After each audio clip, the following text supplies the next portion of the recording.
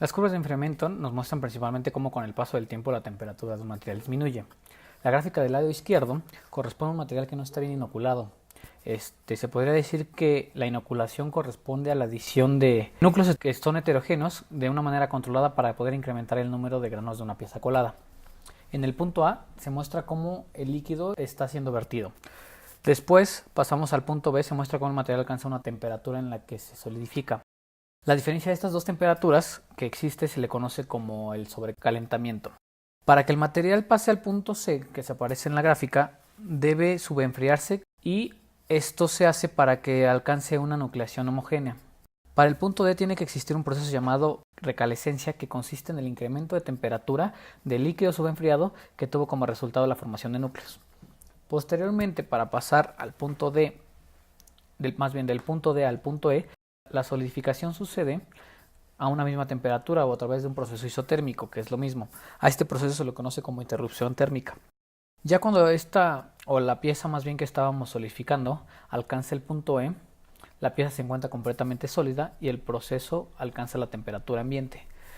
Para la gráfica del lado derecho, el líquido está bien inoculado. Para este tipo de líquidos, el subenfriamiento y la rescalescencia son tan pequeños que necesitaríamos observarlos de una manera más cercana. Son con mediciones cuidadosas y a través de más acercamiento. En la gráfica podemos ver que el líquido pasa del sobrecalentamiento a la interrupción térmica, quedando únicamente como proceso restante el tiempo de solidificación local, que se resume como el tiempo que pasa desde que comienza la solidificación hasta que éste termina. Para poder considerar el tiempo de solidificación total debemos aumentar también la otra cantidad que se muestra, que sería la cantidad de tiempo que pasa desde el sobrecalentamiento. Entonces, en otras palabras, el tiempo total corresponde al tiempo que necesita para eliminar el calor específico del líquido y el calor latente de fusión. Para poder realizar esta medición, desde que el líquido es vertido hasta que la pieza solidifica, es a través de la fórmula de Shvorinov. En la imagen A primero se muestra cómo un líquido pasa a formarse de manera sólida y después podemos ver una imagen que se trata de lo mismo pero de una manera microscópica ya en fase real. De las otras imágenes que se muestran seguidas es a través del tamaño de grano y los granos que se van formando después de que se solidifica la pieza. Pasando al tiempo de solidificación y la manera en la que lo podemos calcular, podemos ver cómo se encuentra la ecuación de Shvorinov que nos ayuda a conocer el tiempo local de solidificación. Lo que podríamos decir es que esta regla nos ayuda a entender de manera geométrica el proceso que pasa una pieza colada para poder eliminar el calor y poder enfriarse para que se alcance la solidificación. Después de esto tenemos la fórmula que podemos ver tomando T como el tiempo que transcurre para que la pieza solidifique. Igual por la constante, la C es la constante del molde, que está a su vez multiplicada por la división del volumen sobre el área de la pieza, A elevada a una exponencial que es una constante. Esta constante normalmente nos dice que debe ser cercano al número 2. Abajo podemos ver que en las imágenes en donde se está colando el líquido a este molde tenemos varias figuras. Al final de cuentas estas figuras, estas áreas y estos volúmenes tendremos que sacarlos, a lo mejor dividiéndolas, y podemos encontrar la forma de un cilindro, la forma de un cubo, la forma de algún elemento en el que podamos calcular a través de ciertas fórmulas su volumen y su área. Como habíamos mencionado anteriormente y haciendo hincapié sobre estas constantes, las constantes van a depender del tipo de material que se utiliza para la fundición, el material que se utiliza para también que sirva como nuestro molde y las condiciones locales, clima, presión, etc. Obviamente estas condiciones locales podrían hacerse en laboratorios de cierta manera para que exista a lo mejor presión atmosférica a nivel del mar. Podemos hacer modificaciones para tener la temperatura controlada y de esta manera tener un mejor resultado. Al final de cuentas estas constantes se obtienen de manera experimental. Después del lado derecho vemos la imagen de una esfera, al parecer de un metal. Esta esfera se puede decir que es la pieza en la que más tarda en solidificar por la relación que existe entre la división del volumen y su área. Ahora en esta diapositiva podemos ver que vamos a pasar a la parte práctica, en donde vamos a utilizar la ecuación de Shvorinov con un prisma que tiene diferentes dimensiones en los lados A, B y C, como se muestra en la figura azul. Después tendremos ya en la tabla debajo las dimensiones que nos otorga y el tiempo de solidificación de cada una de estas. Ahora lo que tenemos que hacer, y de acuerdo al Excel que está junto abajo, de acuerdo a las constantes que ya tenemos que calcular el volumen, el área y posteriormente pasar a la relación que existe entre el volumen y el área para poder ingresar de igual manera los tiempos que se tienen de solidificación de la pieza de acuerdo al tamaño que tienen estos casos. Ahora necesitaremos encontrar los valores de las constantes C y N. Pasando a la gráfica que está del lado derecho de la manera inferior, podemos ver la relación que existe entre el tiempo versus la relación del volumen y el área. Aquí podemos ver que se forma una cierta pendiente, que es una línea recta, para poder determinar cómo va pasando. Entre más aumenta nuestro volumen y nuestra área, de acuerdo a las dimensiones, también aumenta nuestro tiempo de solidificación. Después que seguimos con la ecuación de Shimorinov, ahora tenemos que aplicar un poco de álgebra, aplicando los logaritmos naturales para poder despejar el exponente y de esta manera utilizar los valores con los que ya contamos y poder introducirlos en dos fórmulas para que estas dos fórmulas con dos incógnitas puedan ser resueltas a través de un proceso algebraico.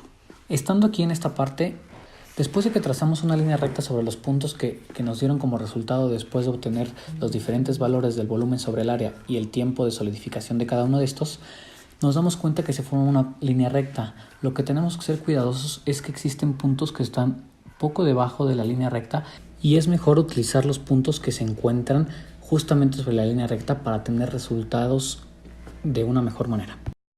Después de haber considerado esto, también tenemos otros factores que dependen de la microestructura de nuestras piezas mientras se están solidificando. De acuerdo obviamente a diferentes factores como el material del que están hechos, la temperatura del molde y los materiales, podemos ver que existen piezas que dependiendo de su forma geométrica tendrán lugares en donde solidifique primero y otros en donde solidifique después, generando huecos o cavidades dentro de estas piezas. A este le podemos llamar que son los defectos de solidificación y podríamos llamarlo como contracción.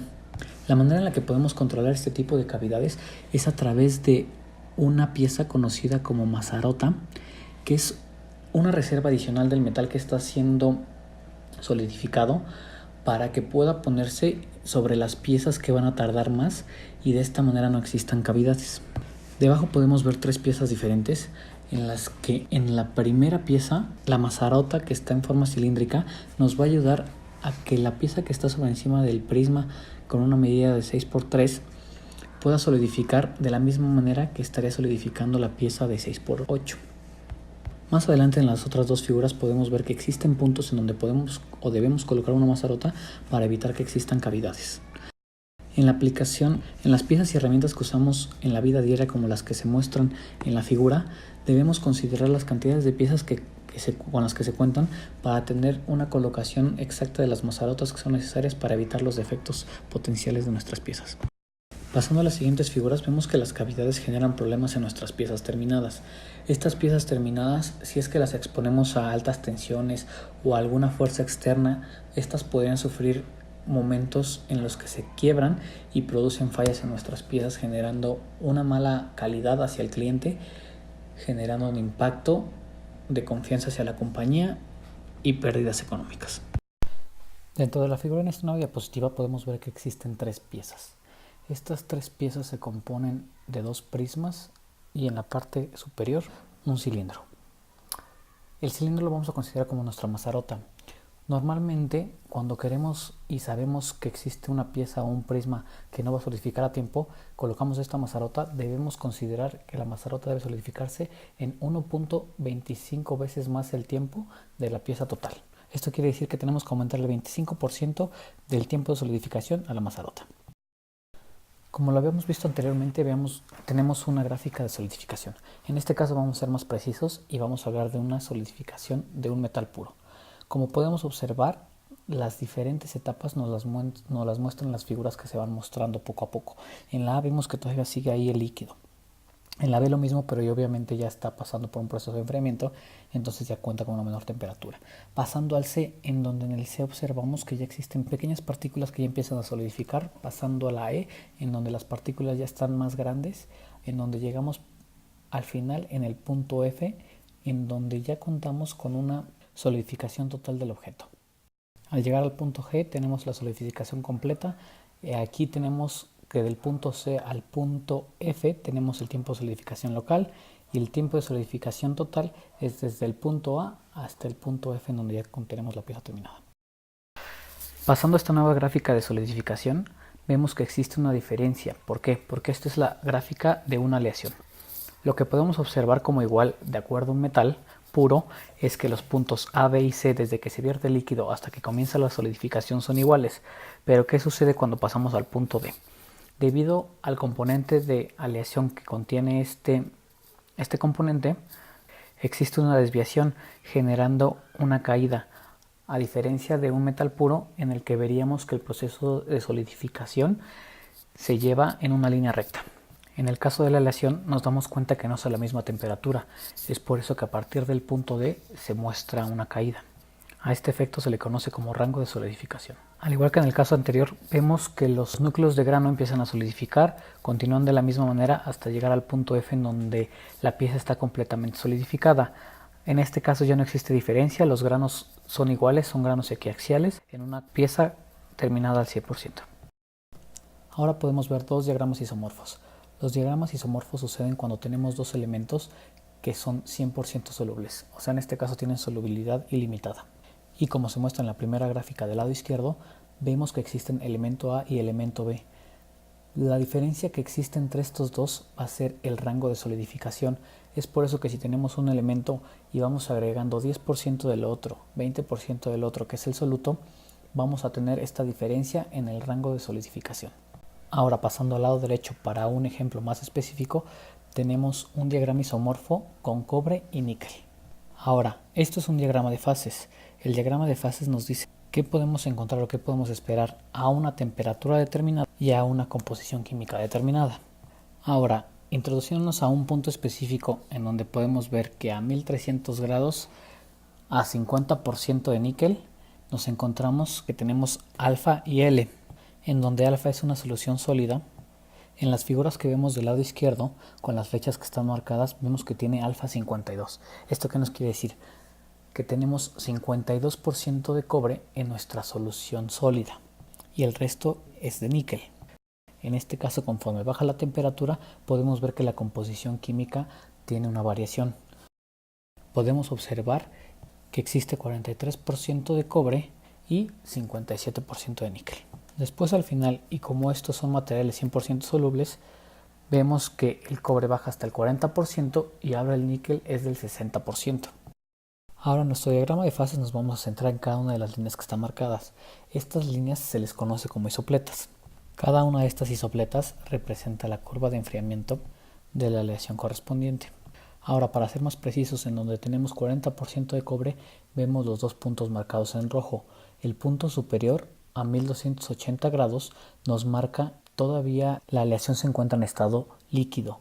Después pasamos al punto inferior en donde a 1240 grados podemos ver que esta aleación ya es un sólido.